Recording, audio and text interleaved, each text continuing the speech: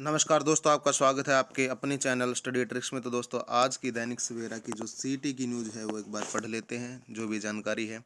और जो सीटी का एक प्रस्ताव है दिया गया है यहाँ पे कि अगर सीटी क्वालिफाई हुआ या फिर 10 गुना हुआ या जो भी हुआ, और ठीक है, तो दोबारा सीटी देना पड़ता था, शायद अब नहीं देना पड़े। और जो भी जानकारी है वो अब मैं आपको बता दूंगा पढ़ के इसमें।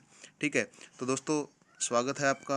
और अगर आप इस चैनल पर नए हैं तो चैनल को सब्सक्राइब जरूर कर लें। तो देखो, आपको पता है, एक तो हरियाणा पुलिस की भर्ती से रिलेटेड एक न्यूज आई है।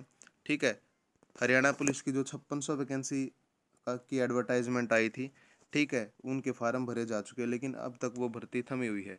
थमने का क्या कारण है? एक तो जब हरियाणा स्टाफ सिलेक्शन कमीशन ने 16 अगस्त 2024 को चुनाव की घोषणा से 1.5 घंटा पहले हरियाणा पुलिस के जो 5600 पदों की भर्ती का विज्ञापन जारी हुआ था। ठीक है, हालांकि कांग्रेस ने उनकी शिकायत चुनाव आयोग से की थी।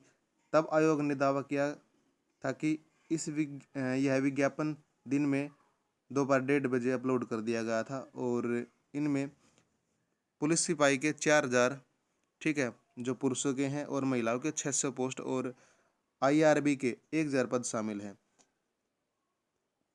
इन पदों के लिए सीटी के पास उम्मीदवार ही आवेदन कर सकते थे। ये आवेदन हो चुके हैं। ठीक है, और जो नए कैंडिडेट हैं वो चाहते हैं अब कि भाई हमें भी मौका दिया जाए, क्योंकि एक सीटी पर एक जो पुलिस की भर्ती ऑलरेडी हो चुकी है। ठीक है, और नए बच्चे ये चाह रहे हैं कि भाई उनको भी मौका दिया है। तो लाखों युवाओं को सीटी का इंतज़ार है, इसलिए ये मांग है बच्चों की कि नए सिरे से सीटी ले और उनको भी इन पदों में शामिल करने का मौका दिया जाए, ताकि वो भी इसका फॉर्म भर सके। इसके अलावा यहाँ पर लिखा हुआ है, अगर क्वालिफाई नहीं हुआ तो ग्रुप में शामिल पदों का 10 गुना या जो तय होगा, ठीक है, उतने शॉर्ट लिस्ट होंगे। अभी तक ग्रुप सी के पदों के लिए जो शॉर्ट लिस्ट किए गए थे, उसमें ग्रुप के भीतर कैटेगरी पदों की संख्या 4 गुना शॉर्ट लिस्ट किए थे। इससे एक ही पद के लिए एक उम्मीदवार रिपीट हुआ। ठीक है, अब जो संशोधन किया जा रहा है उसमें एक ग्रुप में पदों की संख्या 10 गुना या जो भी तय होगी उसके अनुसार ही शॉर्ट लिस्ट किए जाएंगे। सामान्य आर्थिक मानदंड के अंक आपको पता है समाप्त हो गए हैं। यह भी प्रस्ताव है कि अगर सीटी पास उम्मीदवार एक नौकरी लग जाए तो सीटी अंक अब डिलीट नहीं होंगे।